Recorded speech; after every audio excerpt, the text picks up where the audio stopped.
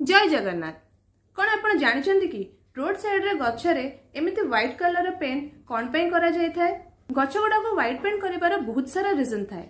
सेथि मध्यरु जदि गछरे एमिति red and white colour paint हेई थाए ताले ए गछ गुडा को फॉरेस्ट डिपार्टमेंट रो प्रोटेक्शन रे थाए। गछरे व्हाइट कलर पेंट कले रोड रो विजिबिलिटी बढ़ी जाए। आज बेसी राति रे व्हाइट कलर रेडिएट करे जेमिति कि रोड रे एमिति आमे अलाइनमेंट करि थाउ।